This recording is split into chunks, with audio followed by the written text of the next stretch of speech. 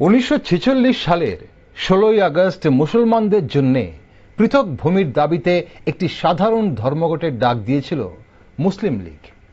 প্রত্যক্ষ সংগ্রামের ডাক দিয়ে মুসলিম লীগ নেতা মোহাম্মদ আলী জিন্নাহ বলেছিলেন যে তিনি বিভক্ত ভারত অথবা ধ্বংসপ্রাপ্ত ভারত দেখতে চান। সেই সাম্প্রদায়িক উত্তেজনার পটভূমিতে কলকাতায় ব্যাপক দাঙ্গার সূত্রপাত হয়। মাত্র 3 দিনে প্রায় 4000 মানুষ প্রাণ হারিয়েছিল এবং লক্ষাধিক মানুষ গৃহহীন হয়ে পড়েছিল। সেই ঘটনার 79 বছর পর পাকিস্তান এবং বাংলাদেশে মোহাম্মদ আলী জিন্নাহর উত্তরসূরিরা আজও একই দুঃস্বপ্ন দেখে, ভারতকে ধ্বংস করার। মনে আছে আপনাদের?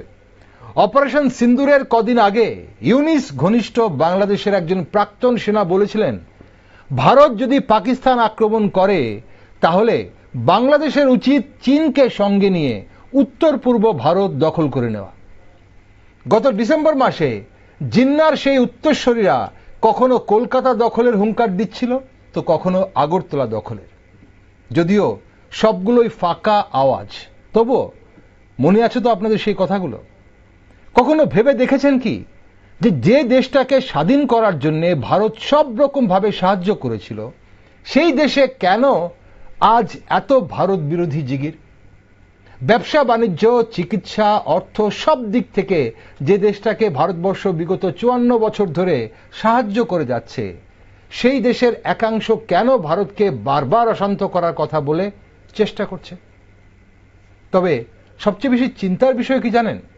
বিগত 9 মাসে যেভাবে বাংলাদেশের আইন শৃঙ্খলা ভেঙে পড়েছে, তাতে পাকিস্তানি মদতপুষ্ট সন্ত্রাসবাদীদের অবাধ বিচরণ করছে বলে খবর।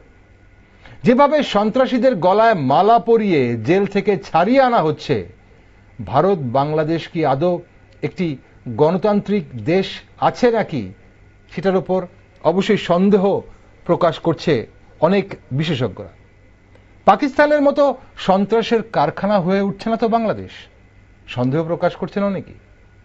তাই বারবার প্রশ্ন জাগে, বাংলাদেশের বর্তমান পরিস্থিতির জন্য ভারতবর্ষের নিরাপত্তা কতটা হুমকির মুখে? বিদেশি শক্তির হাতে বাংলাদেশকে যেভাবে বিক্রি করে দিচ্ছে মোহাম্মদ ইউনিস বলে অভিযোগ, তাতে দক্ষিণ পূর্ব এশিয়ার ভূ রাজনীতি কিভাবে পাল্টে যেতে পারে? পাশাপাশি উত্তর পূর্ব ভারত সহ বাংলাদেশের সাথে সীমান্তবর্তী রাজ্যগুলোর নিরাপত্তায় কোনো বাড়তি সতর্কতা কি প্রয়োজন? চলুন একটু গভীরে আলোচনা করা যাক। নমস্কার, আমি দীপেন আর আপনারা দেখছেন নিউজ ভ্যানগার্ড। বাংলাদেশের বর্তমান সংকটে কতটা হুমকির মুখে ভারতের সীমান্তবর্তী নিরাপত্তা, সে বিষয়ে আলোচনা করতে আজ কলকাতা থেকে আমার সাথে ভার্চুয়ালি জুড়ে গেছেন প্রাক্তন সেনাকর্মী মোহন রাও। স্বাগত মোহনবাবু আপনাকে স্টুডিওতে। নমস্কার নিউজ ভ্যানগার্ড সমস্ত দর্শক বৃন্দকে শুভ সন্ধ্যা। মোহনবাবু আসছি আপনার কাছে। আমি যেটা জানতে চাইবো প্রথমে আপনার কাছে, যে কটা দিন পদত্যাগের নাটক করে এখন আবার বহাল তবিয়তে বিদেশ সফর করছেন মোহাম্মদ ইউনিস। এদিকে দেশে চরম বিশৃঙ্খলা, সরকারি কর্মচারীরা আন্দোলন করছে, কলকারখানা বন্ধ হয়ে যাচ্ছে, লক্ষ লক্ষ মানুষ কর্মহীন হয়ে পড়ছে, দরিদ্র অংশের মানুষ দুবেলা অন্ন জোগাড় করতে পারছে না। তো বিগত কয়েকদিনের পরিস্থিতি দেখে কি মনে হচ্ছে যে বাংলাদেশ কোন পথে এগোচ্ছে?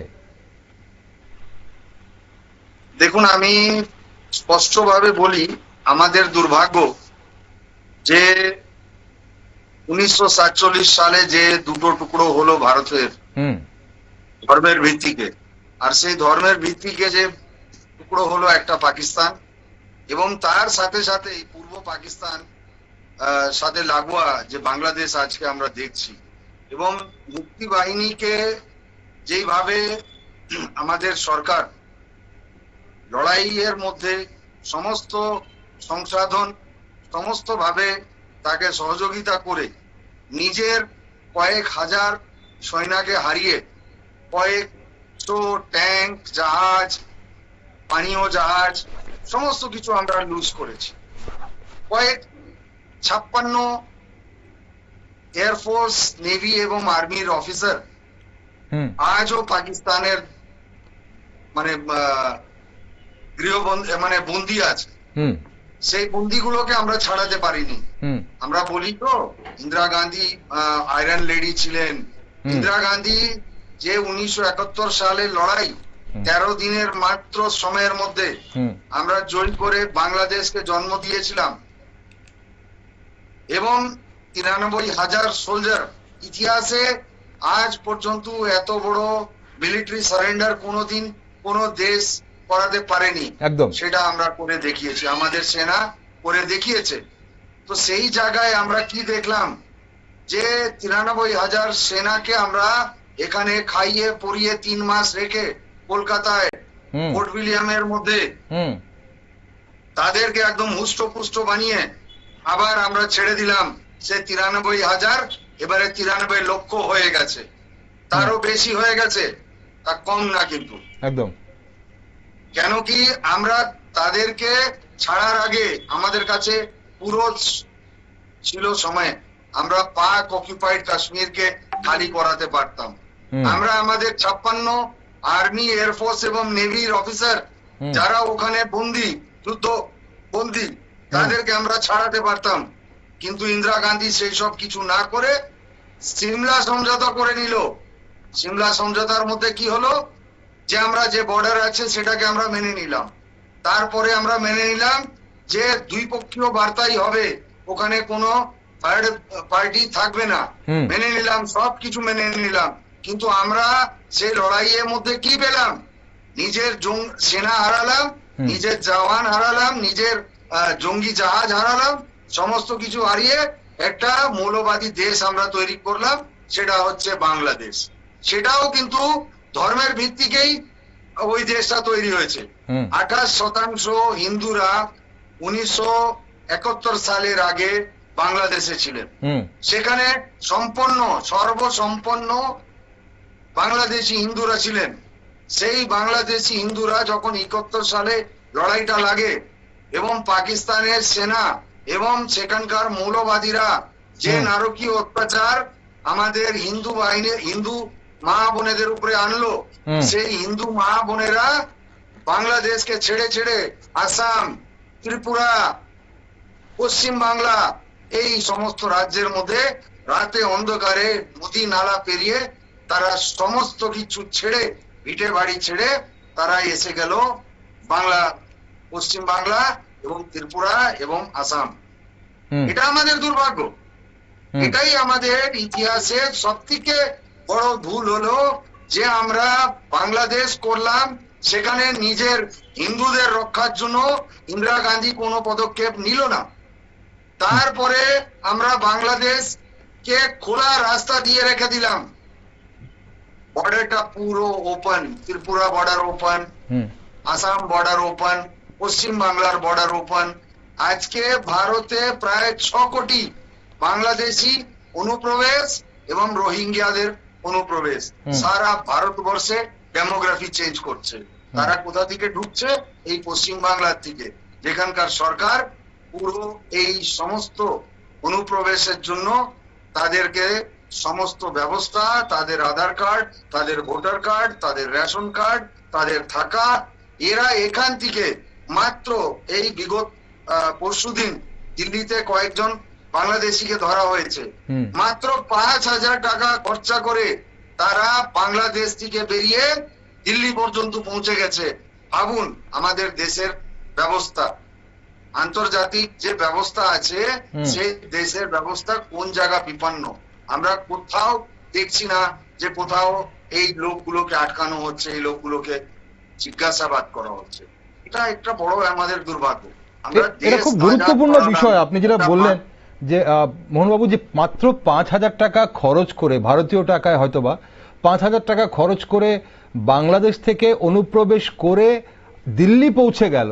সেখানে সাধারণ মানুষ হতে পারে, আমি ধরে নিচ্ছি যে এই মুহূর্তে যারা হয়তো জীবন জীবিকার জন্য অনুপ্রবেশ করেছে, বেঁচে থাকার জন্য অনুপ্রবেশ করেছে, কিন্তু এইভাবে তো সন্ত্রাসীরাও কিন্তু অনুপ্রবেশ করতে পারে এবং সন্ত্রাসীরা যে কোনো মুহূর্তে ভারতবর্ষে যে কোনো নিরাপত্তার জন্য একটা হুমকির মুখে দাঁড়াতে পারে।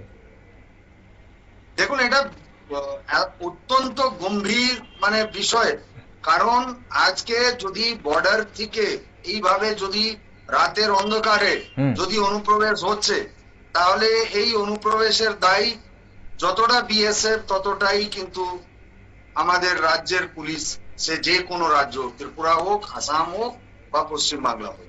কারণ আমরা দেখছি যে আজকে বিভিন্ন রাজ্যে, যেমন আসাম, যেমন উত্তরাখণ্ড, যেমন আপনার গুজরাট, উত্তরপ্রদেশ, দিল্লি, হরিয়ানা, রাজস্থান, যে যে সব জায়গায় ছড়িয়ে আছে, সব জায়গায় কিন্তু খোঁজ চলছে, তাদেরকে তদন্ত করা হচ্ছে, তাদেরকে জিজ্ঞাসাবাদ করা হচ্ছে যে ভাই তোমরা কোথাকার মানুষ, কবে এখানে এসছো, কবে এখানে ঢুকেছো। তো আজকে প্রায় 1000 খানিক লোককে ত্রিপুরার মাধ্যমে, ত্রিপুরার ইন রোড দিয়ে সেখানে মানে পাঠানো হয়েছে, সেখান থেকে তাদেরকে বর্ডার ক্রস করে বাংলাদেশ আবার পুশব্যাক করা হচ্ছে। কেন কি এরাই যারা আজকে বিভিন্ন জায়গায় আমরা দেখি, সাধারণত যেখানে আমরা হাইওয়েতে যাচ্ছি, আমরা রেলওয়ে স্টেশনের দিকে তাকাই, আমরা একটুও ভাবি না যে একটা ব্যক্তি যে ভারতে ঢুকছে সে কত ডেঞ্জারাস, মানে প্রপোর্শনেটলি আমাদের দেশটাকে ধ্বংস করছে। সে ওখান থেকে আসছে, তার সাথে জঙ্গি কার্যকলাপে যুক্ত নেই, তার গ্যারান্টি কে দেবে? একদম। কে এসে যে জঙ্গি কার্যকলাপ করবে না তার গ্যারান্টিটা কে নেবে? সে ওখান থেকে এখন চোর চোর মাস্তর ভাই যেমন কথা আছে, এখন বাংলাদেশ আর পাকিস্তান এখন দুটো ভাই হয়ে গেছে। কথাই আছে যে মুসলিম মুসলিম ভাই ভাই, হিন্দু মুসলিম ভাই না, মুসলিম মুসলিম ভাই ভাই। আজকে 50 বছর পরে এই বাংলাদেশে পাকিস্তানের বিমান মানে মালবাহক বিমান চট্টগ্রাম পোর্টে এসে নামছে, মাল নামাচ্ছে, এখানে কি নামাচ্ছে আমরা জানি না।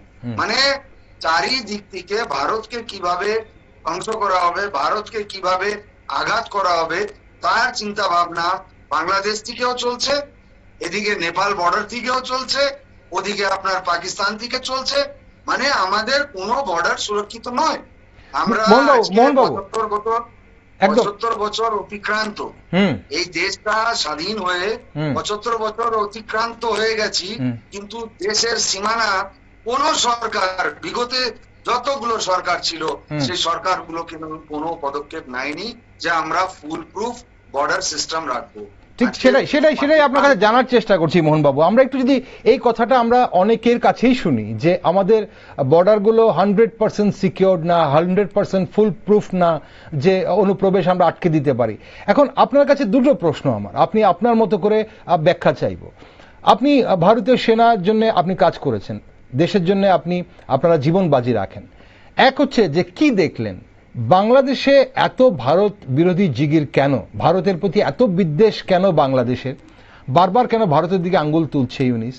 আর আজকে আমরা স্বাধীন হয়েছি প্রায় 76-77 বছর হয়ে গেল, আমরা কেন এখনো আমাদের বর্ডারগুলোকে সিকিউর করতে পারলাম না যখন আমাদের আশেপাশে এই ধরনের প্রতিবেশী আছে?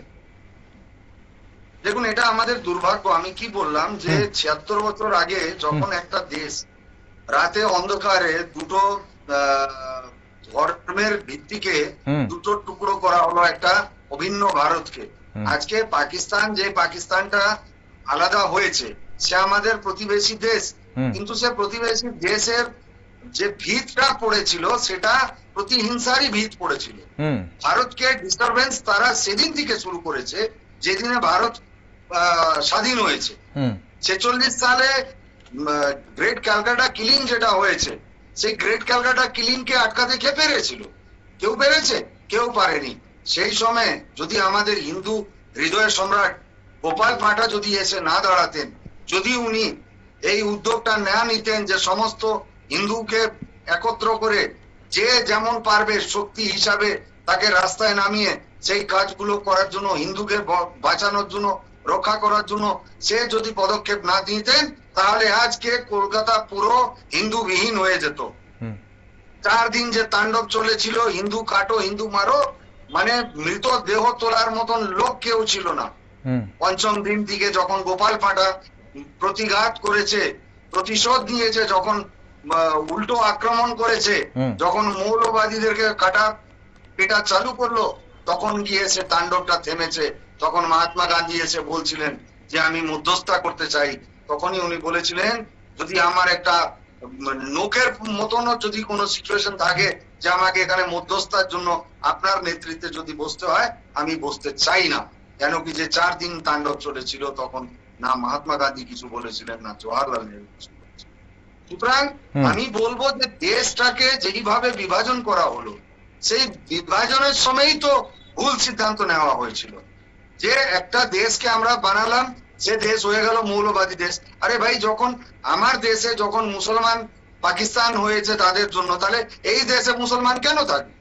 তাদেরকে সেই সময় এখান থেকে বিতাড়িত করা উচিত ছিল, সেটা হলো না প্রথম। সেকেন্ড হলো, যখন আমার হিন্দু মা বোনেরা যখন বিতাড়িত হয়েছে ওখান থেকে, মা বোনেদেরকে তারা রেখে নিল, তাদের ইজ্জত লুটপাট করলো, তাদেরকে পাকিস্তানে রেখে নেওয়া হলো। তার পুরুষগুলোকে কেটে কেটে ট্রেন ভরে ভরে পাকিস্তান থেকে হিন্দুস্তান পাঠানো হয়েছে।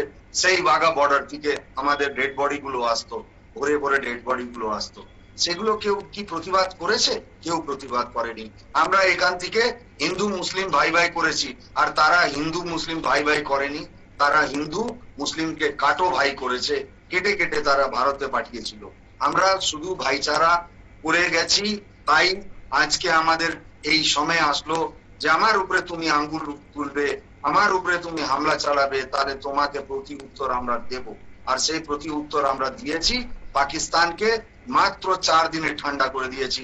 একদম হাঁটুতে বসে ভিক্ষা চাইলো যে ভাই রক্ষা করো, বন্ধ করো, আর সার্জিক্যাল এয়ার স্ট্রাইক করবেন না। আমরা তো মাত্র কিছু ফাইটার, কিছু মিসাইল আর কিছু ড্রোন ইউজ করেছিলাম। এইটা মানে বলবো 1% অফ দ্য ওয়েপনরি আমরা ইউজ করেছিলাম।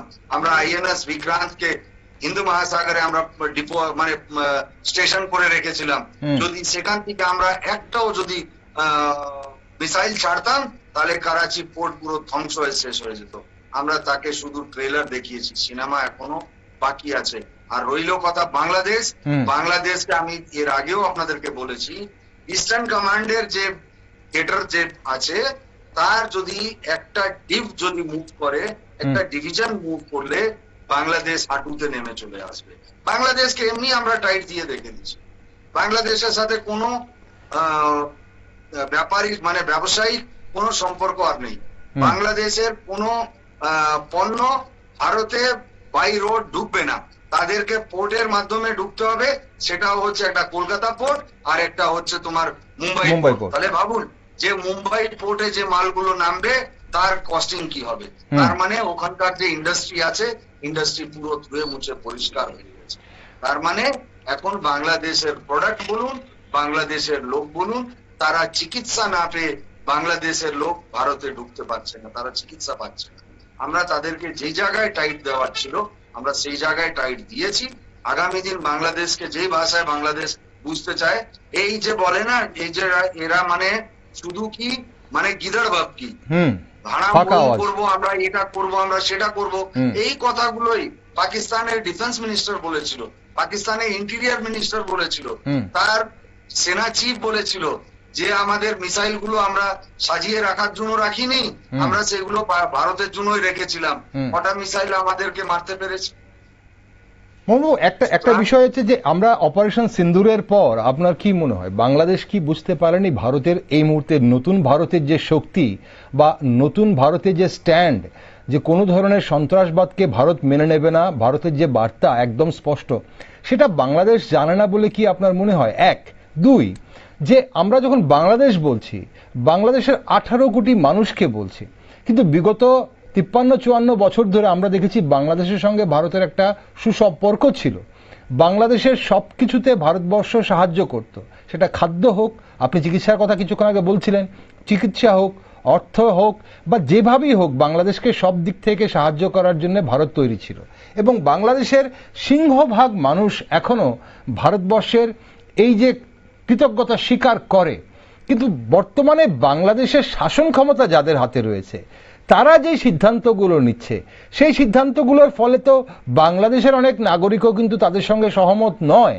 তাহলে এখন এই যে ধরুন রাখাইন মানবিক করিডোরের অনুমতি দেবার এখতিয়ার যে অন্তর্বর্তী সরকারের নেই, সেটা তো সেনাপ্রধান নিজেই বলেছেন। এখন প্রশ্ন হচ্ছে, রাখাইন মানবিক করিডোরের অনুমতি দিতে ইউনিসের এত উৎসাহ কেন? শুধু রাখাইন নয়, বিভিন্ন যে বিষয়গুলো উঠে আসছে সেগুলো নিয়ে মোহাম্মদ ইউনিস বা অন্তর্বর্তী সরকারের এই ধরনের রবৈয়া কেন? তার পেছনে ভারত বিরোধীর কি বিদ্বেষ কেন কাজ করছে? মানে গোড়ায় কি আছে, সমস্যাটা কোন জায়গায়, কেন ভারত বিদ্বেষ? দেখুন, আমি আপনাকে বলি, এই যে বাংলাদেশ বলুন বা পাকিস্তান বলুন, এরা এখন দুটোই এমন একটি দেশ যে এখন ভিখারি অবস্থায় পৌঁছে গেছে। আজকে এখানকার মানুষের উপরে দয়া আসে, তারা না পারছে খেতে, না পারছে শুতে, না পারছে শান্তি মতন থাকতে। কারণ কি, আজকে যে পাকিস্তান বলুন বা বাংলাদেশ বলুন, একসময় ভারতের হাজারে হাজার ট্রাক এখান থেকে যেত, এখানকার খাওয়া দাওয়া, সবজি, আনাজ, ওষুধ পত্র সমস্ত কিছু পাকিস্তান পেত। কিন্তু আজকে এই যে পণ্যগুলো, যে প্রোডাক্টস গুলো আমরা এখান থেকে পাঠাতাম, সেই প্রোডাক্টস গুলো আজকে বন্ধ হয়ে গেছে। তাহলে আজকে যেই দেশে পেঁয়াজ যদি 300 টাকা কেজি হয়, তাহলে সেই দেশের মানুষ খাবেটা কি? আটা, একটা সাধারণ মানে দুবেলা খেয়ে বেঁচে থাকার যে একটা বেয়ার মিনিমাম রিকোয়ারমেন্ট, সেটা হচ্ছে আটা। সে আটা পর্যন্ত কেনার মতন ক্ষমতা ম্যাক্সিমাম পাকিস্তানিদের কাছে নেই। আর আজকে ভারত যেই দিন বাংলাদেশকে চাল দেওয়া বন্ধ করে দেবে, বাংলাদেশ সেদিনে ওই নদীর মধ্যে দাঁড়িয়ে বাটি নিয়ে বসে থাকবে, তাকে খাবার দেওয়ার মতন কেউ নেই। এটা মোহাম্মদ ইউনূসকে ভালো করে বুঝতে হবে। তার যে সেনা প্রধান আছে তাকে বুঝতে হবে, ভারতকে চোখ দেখানো, ভারতকে চোখ রাঙানো ভুলে যাবে এরা ভুলে যাবে যে ভারত কোন লেভেলে আজকে আছে। আজকে চায়না পাকিস্তানের পিঠের পিছে দাঁড়িয়ে এবং বাংলাদেশের পিঠ পিছে দাঁড়িয়ে যেইভাবে ভারতের সাথে একটা ছদম যুদ্ধ লড়ছে, সেই যুদ্ধে চায়না কোনোদিনও সাকসেস হবে না। আর আলটিমেটলি শেষ হয়ে যাবে বাংলাদেশ এবং পাকিস্তানের মানুষ। ওখানে 25 কোটি আর এখানে 18 কোটি। আর আমাদের দেশের মধ্যে যে গাদ্দার গুলো আছে, যারা ভারতের খায়, ভারতের পরে কিন্তু জয়গান করবে বাংলাদেশের, জয়গান করবে পাকিস্তানের, তাদের জন্য বলি যে ভারতবর্ষ আজকে যেইভাবে অর্থনৈতিকভাবে, মিলিটারিলি আমরা আজকে যেই জায়গায় পৌঁছেছি, আজকে আমাদের রিসার্চ, আমাদের ডেভেলপমেন্ট, আমাদের টেকনোলজিক্যালি এনহ্যান্সমেন্ট, আমরা যে জায়গায় ভারতকে নিয়ে পৌঁছিয়ে দিয়েছি, সেই জায়গায় জীবনে কোনোদিনও আমরা ভাবিনি যে 11 বছরের মধ্যে এই দেশ, যেটা ফ্রেজাইল 11 এর মধ্যে ছিল, যার ইকোনমি যে কোনো সময় ডুবে যাওয়ার মতন পরিস্থিতি ছিল, আপনার ব্যাংকে রাখা টাকার কোনো গ্যারান্টি ছিল না, আপনার ব্যাংকে রাখার গয়নার কোনো ভ্যালিউ ছিল না, আপনার ব্যাংকে রাখার জিনিসপত্রের কোনো গ্যারান্টি ছিল না, সেই জায়গায় আজকে আপনি এই লেভেলে পৌঁছেছেন যে আপনার দেশের অর্থ ব্যবস্থা, আপনার সেন্সেক্স বলুন, ইন্ডেক্স আজকে 88,000 ক্রস করে গেছে। আপনি ভাবতে পারেন যে আজকে কটা বিলিয়নের ইন্ডিয়ার মধ্যে, যে বিলিয়নের গুলো আজকে বিশ্বকে টক্কর দিচ্ছে, আমরা সেই জায়গা করতে পেরেছি। দুঃখের বিষয় এটাই যে আমাদের দেশের মধ্যে যারা বিরোধী দলের রাজনীতি করে, তারা ভুলে যায় যে আমরা নিজের ঘরের লোককে সাপোর্ট না করে আমরা যদি বাইরের দেশের কোম্পানিগুলোকে সাপোর্ট করি, তাহলে আমরা কোনোদিনও গ্রেট নেশন হতে পারবো না। আমাদেরকে ইসরায়েল মডেলে চলতে হবে, যে দেশের ইঞ্চি ইঞ্চি জায়গা আমরা মেপে মেপে নেব এবং দেশের প্রত্যেকটা জিনিসের মধ্যে ডেভেলপমেন্ট বলুন, প্রোগ্রেস বলুন, প্রোটেকশন বলুন, আমরা স্বতঃস্ফূর্ত ভাবে এই দেশের জন্য লড়বো, এই দেশকে রক্ষা করবো, এই দেশকে বাঁচাবো। এই চিন্তা ধারণা আজকে প্রত্যেকের নাগরিকের মধ্যে এসছে। আজকে আপনি ভাবুন, ছোট এক্সাম্পল দিই আপনাকে, রাজস্থানের একটা 10 বছরের একটা বাচ্চা, শিখ ছেলে, আমি আপনাকে বলি, যারা বর্ডার স্টেটে থাকে, যারা জানে যে এখানে যে কোনো সময় লড়াই লাগতে পারে পাকিস্তানের সাথে, তারা ভালো করে জানে চায়নার সাথে যে বর্ডার গুলো আছে, সেখানকার বাচ্চাগুলো, মহিলাগুলো, পুরুষগুলো যেইভাবে দেশপ্রেমের সাথে ওতপ্রোত ভাবে জড়িয়ে থাকে। আপনি ভাবুন, 10টা বছরের বাচ্চা এই মানে স্ট্রাইকের সময়, এই লড়াইয়ের সময়, সেই সেনার জওয়ানগুলোকে নিজের ঘর থেকে ঠান্ডা জল, লস্যি, ছাঁচ, রুটি তার ক্ষমতা অনুযায়ী নিয়ে নিয়ে ছুটে ছুটে গিয়ে তাদেরকে খাইয়ে এসছে। এটা কি বলে না যেই দেশের যে বাচ্চাগুলো যেই মাটিতে জন্মে তারা আমাদের একদম। দেশের জন্য তারা প্রাণ উৎসর্গ করার জন্য রেডি আছে। একদম। তাহলে কোথায় আপনি আছেন? বাংলাদেশ ভুলে যাবে না যে ভারত তোমাকে দিয়েছে, ভারত তোমাকে ট্রেন চালানোর ব্যবস্থা দিয়েছে, ভারত তোমাকে দিচ্ছে, ভারত তোমাকে তোমার পাওয়ার প্ল্যান্ট চালানোর জন্য কয়লা দিচ্ছে, তেল দিচ্ছে, মশলাপাতি দিচ্ছে, চাল দিচ্ছে। বাংলাদেশ যেন এটা না ভুলে যায়। যেদিন এগুলো বন্ধ হয়ে যাবে না, মোহাম্মদ ইউনূসকে যেমন শেখ হাসিনাকে 8 ঘন্টার মধ্যে একটা শাড়ি পরে তাকে সে দেশটা ছাড়তে হয়েছে। মোহাম্মদ ইউনূস, তার আগে যে সুপ্রিম কোর্টের জাজ ছিলেন, সেও রাতে অন্ধকারে ইন্ডোনেশিয়া পালিয়ে গেছেন লুঙ্গি আর গেঞ্জি পরে। দুর্ভাগ্য এটাই, এরা ভুলে যাচ্ছে যে মানুষ সরকার চালিয়েছে তার বিরোধিতা কিন্তু সেখানকার সরকারের মানুষ করেছে এবং সে মানুষগুলো সেখানে টিকতে পারে।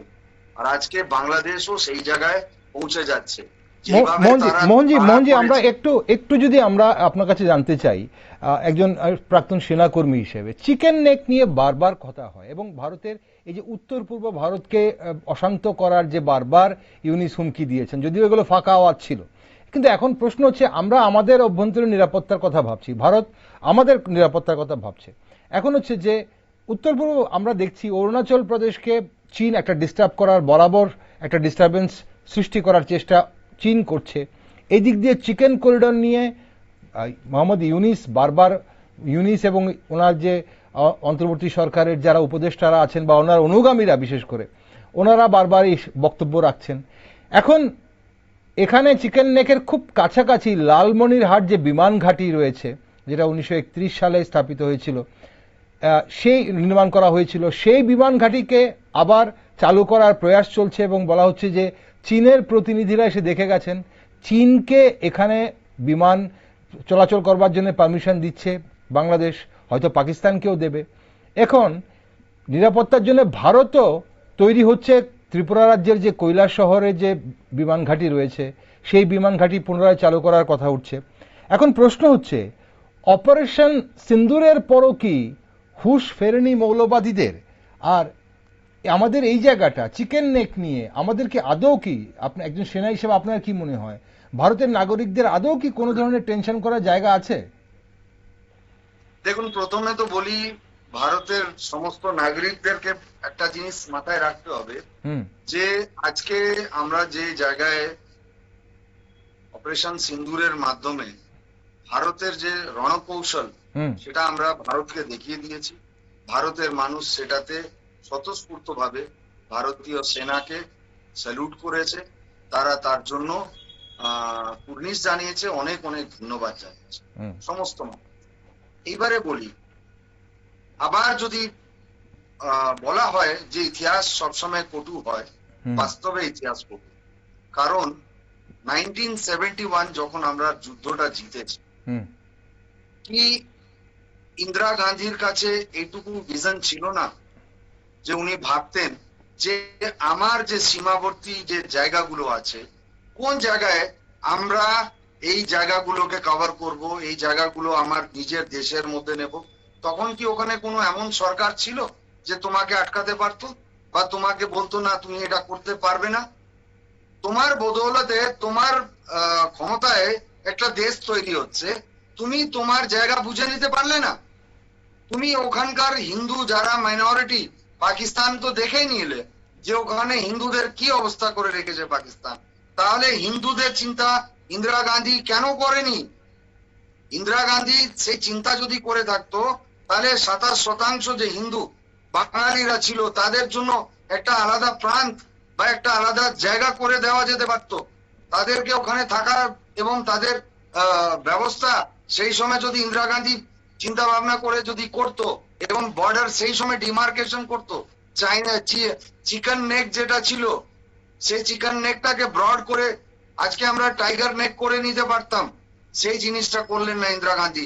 ইন্দিরা গান্ধী একটা ফেল্ড স্টেট লিডার ছিলেন, যেমন ওনার বাবা তেমনই ছিলেন ইন্দিরা গান্ধী। কিন্তু মোহনজি, এটাতে বলা হয় যে ভারত কখনো আগ্রাসী ছিল না, ভারতবর্ষ কখনো কারোর জমি দখল করার জন্য এগিয়ে যায়নি, ভারত গেছিল সেখানে বাংলাদেশ হিসেবে বাংলাদেশকে স্বাধীন করার জন্য, এবং তাদের সার্বভৌমত্ব এবং তাদের যে ম্যাপ রয়েছে সেই ম্যাপে কোনো ধরনের আঁচড় আনতে দেয়নি ভারত।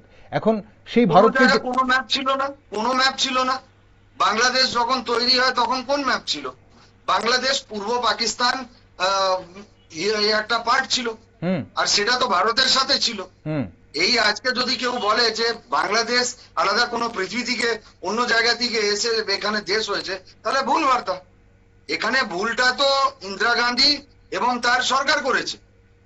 যদি ইন্দিরা গান্ধী অতটাই সজাগ থাকতেন, উনি যদি বুঝতেন যে না এটা আমার ভুল হচ্ছে, আমি বর্ডার ডিমার্কেশন করব, আমার এই জায়গা আমার লাগবে, আমার এখানে হিন্দুরা বসতি করবে, আমার হিন্দুরা এখানে থাকবে, তুমি তোমার মৌলবাদী লোকগুলোকে নিয়ে তুমি তোমার দেশ চালাও, আমার কোনো আপত্তি নেই। বর্ডার খোলা রেখে দিলেও কেন? যখন একটা দেশ তৈরি হয়ে গেল, যাতে ওখান থেকে সবাই এসে এই দেশের মধ্যে ডেমোগ্রাফি চেঞ্জ করুক। কংগ্রেস পার্টি সব সময় এটাই চেয়েছে যে ভারতের যে গজবাই হিন্দ, যে ভারতকে কত তাড়াতাড়ি মৌলবাদী দেশের মধ্যে পরিণত করা হবে, সেই চিন্তা ভাবনার দিকে এগিয়ে গেছে। আরেকটা কথা বলি, ইতিহাস থেকে যদি আমরা যদি শিখি, তাহলে আমরা ভবিষ্যৎ কোনোদিনও সিকিউর করতে পারবো না।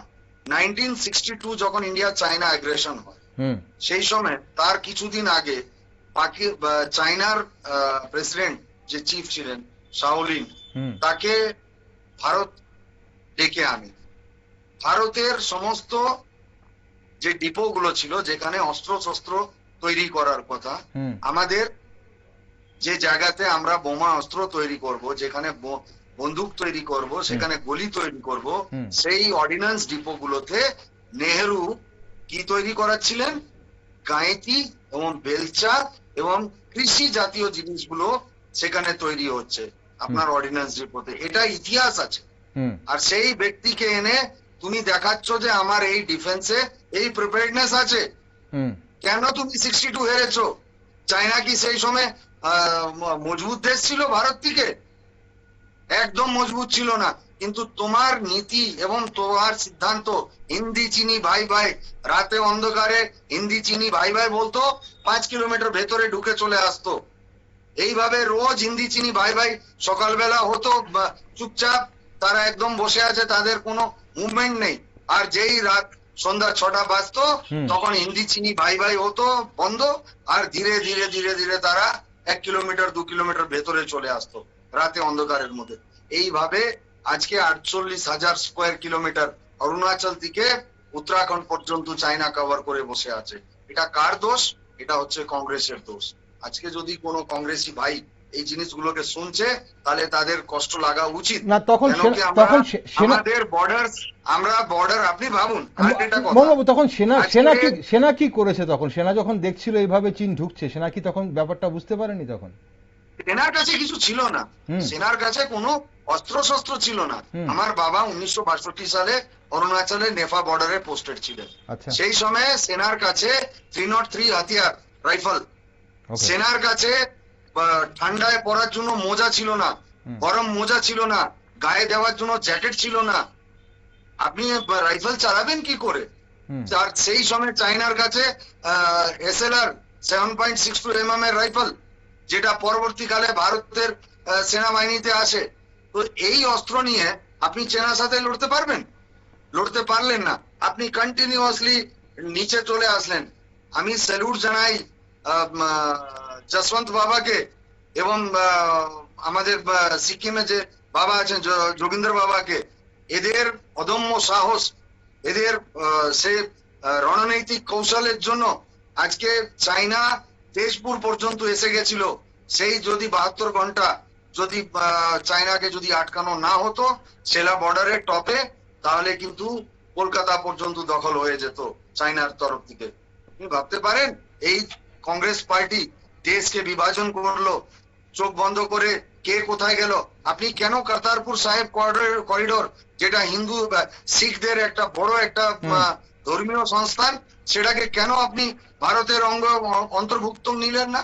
কেন আপনি বলুচের মা শারদা যে পীঠ আছে, একটা আমাদের পীঠ, সেটা কেন পিওকে তে পড়ে রইল?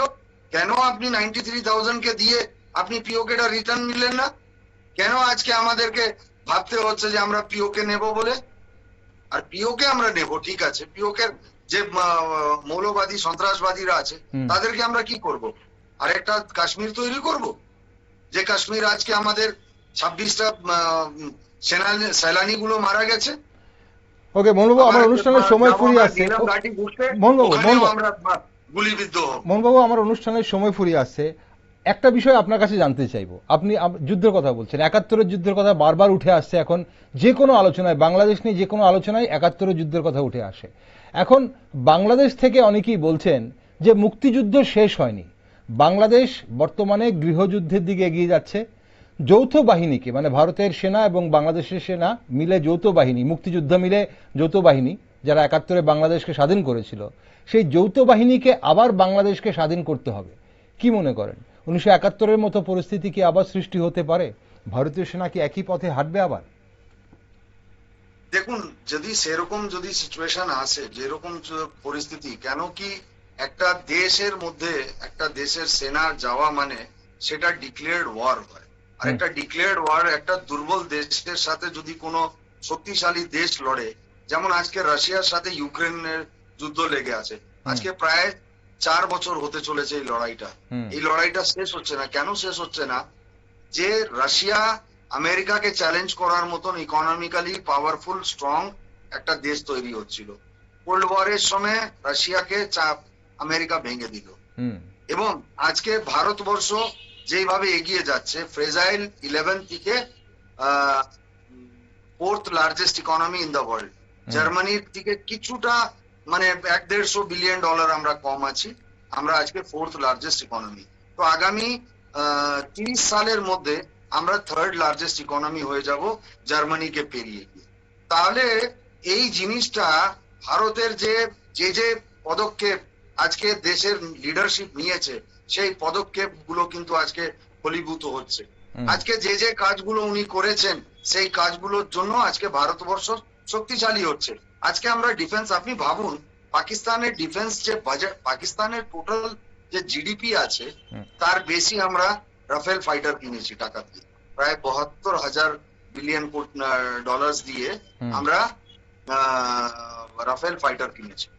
তো সেই জায়গায় আজকে কোন দেশ যখন অর্থনৈতিক ভাবে, এই দেশেরই তো 100 টন সোনা আমরা ব্রিটেনে বন্ধক রেখেছিলাম, এই দেশই তো ইরান থেকে 2.2 বিলিয়ন ডলারের ঋণ ছিল, যেখানে তেল নেওয়া হলো, তেলের বদলে গভর্নমেন্ট ভাউচার দিয়ে দেওয়া হলো, ঠিক আছে?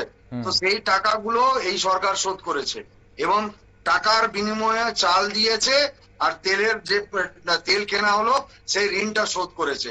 এই দেশের যে ভিশনারি লিডারশিপ আজকে দেশটাকে চালাচ্ছে। দেখুন, আমরা একজন সেনাকর্মী, আমি মানে নিউট্রালি কথা বলছি, আমরা যখন সেনাবাহিনীতে ছিলাম তখন আমাদেরকে, যখন আমরা জম্মু কাশ্মীরে ছিলাম, তখন যদি কোনো জঙ্গি হামলা হতো বা পাকিস্তান যখন সিজ ফায়ার ভাঙতো, তখন কি হতো, আমাদেরকে তাকে রিটালিয়েট করার জন্য দিল্লি থেকে পারমিশন নিত। এখন সেগুলো সব শেষ হয়ে গেছে। আজকে যদি পাকিস্তান একটা গুলি চালায়, এখান থেকে বর্ডারে যে বিএসএফ আছে তাকেই এত শস্ত্র দেওয়া আছে, তাদেরকে বলা আছে যদি একটা গুলি চললে 100টা গোলা মেরে দাও, পোস্টই শেষ করে দাও। এই রকম আদেশ তখনকার সেনার কাছে ছিল না। তখনকার সেনার কাছে হাত গুটিয়ে চুপচাপ বসে থাকা ছাড়া কোনো আর উপায় ছিল না। আপনি ভাবুন, লড়াইয়ের মাঝখানে বিএসএফ এর সোলজার সুরক্ষিত ভারত চলে যাচ্ছে, লড়াইয়ের মাঝখানে একটা সার্জিক্যাল স্ট্রাইক হচ্ছে, হ্যাঁ, অপারেশন হচ্ছে, এয়ার স্ট্রাইক, সেখানে উইং কমান্ডার বর্তমানকে 24 ঘন্টার মধ্যে আমেরিকাকে বলে তাকে ভারত নিয়ে চলে আসা হবে। এটাকে বলে লিডারশিপ, যাকে ভয় পায় সারা বিশ্ব, যার কথা শুনে বিশ্বের লিডার্সরা এখন ডিসাইড করে যে কি করতে হবে। ট্রাম্প বলে দিয়েছে বাংলাদেশের জন্য কি করতে হবে, সেটা মোদি ভালো করে জানে, মোদি যা করবে ভালোই করবে। ওকে মোহাম্মদ, তাহলে বাংলাদেশ নিয়ে আমাদের অভ্যন্তরীণ নিরাপত্তা নিয়ে কোনোভাবে বিশেষ সতর্ক থাকা কি প্রয়োজন বলে আপনার মনে হয়? বিশেষ করে আমি আমাদের সমস্ত নাগরিক, যারা সাধারণ নাগরিক আছে, তারা যে রাস্তার মধ্যে এই যে অনুপ্রবেশ গুলো হচ্ছে, তাদের প্রতি সজাগ রাখতে হবে, থাকতে হবে, এবং সেরকম যদি কোনো গন্ডগোল বা কোনো অ্যাক্টিভিটি দেখা যায় তাহলে ইমিডিয়েটলি পুলিশ এবং যারা এই ম্যাটার্স গুলোকে দেখেন তাদের কাছে ইনফরমেশন দেওয়া খুবই দরকার। কেন কি এক একটা জঙ্গি যদি ভারতে ঢুকে কোনো জায়গা তারা স্লিপার সেল হিসাবে যদি তৈরি হতে থাকে, তাহলে আপনি ভাবুন যে আগামী দিন এরাই কিন্তু স্লিপার সেল বদলে এরাই জঙ্গি হিসাবে তৈরি হবে, ভারতকে আবার রক্ত রঞ্জিত করবে, আবার আমাদেরকে অন্য হয়তো আমরা পাকিস্তানের সাথে যুদ্ধ লড়ছি, আবার দেখা গেল আমাদেরকে বাংলাদেশের সাথেও যুদ্ধ করতে হচ্ছে। এই পরিস্থিতি যাতে না আসে, বাংলাদেশের মানুষ নিজের ভবিষ্যৎ নিজে ঠিক করুক। কেন কি যাদের নেতৃত্বে তারা আজকে আছে, আগামী দিন যদি এই নেতৃত্ব এরকমই থাকে, তাহলে বাংলাদেশের হাতে বাটি ছাড়া, ভিক্ষা খেয়ে খাওয়া ছাড়া আর কোনো কিছু উপায় নেই।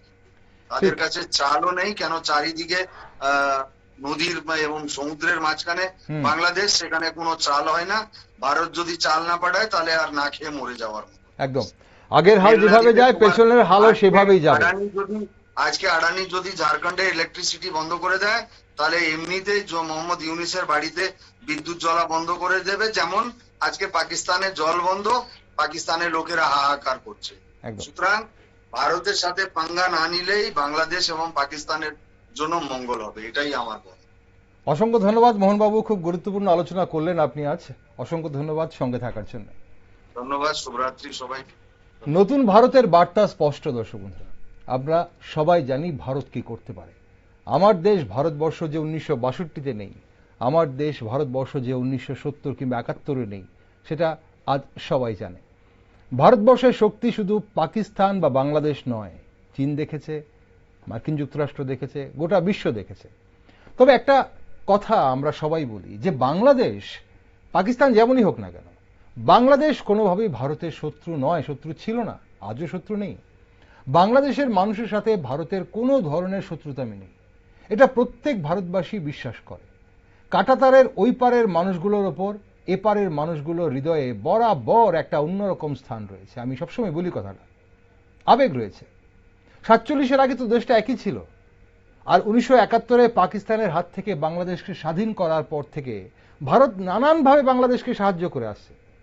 কিন্তু গত বছরের জুলাই সন্ত্রাসের পর থেকে কট্টর সন্ত্রাসী ও পাকিস্তানি উগ্র মৌলবাদী মানসিকতার জিহাদিরা এবং তাদের নেতা মোহাম্মদ ইউনিসের জন্য ভারত বিরোধী জিগিরের ফলে দুদেশের মধ্যে একটা সম্পর্কের মধ্যে একটা ফাটল ধরেছে। তাই বাংলাদেশের পরিস্থিতির কথা মাথায় রেখে সতর্ক তো থাকতেই হবে, বিশেষ করে যারা সীমান্তবর্তী রাজ্যগুলোতে রয়েছে তাদের। কি হয় সেই দেশে সেটা আমরা সবসময় প্রতিনিয়তই নজর রাখছি, কি হচ্ছে বাংলাদেশে।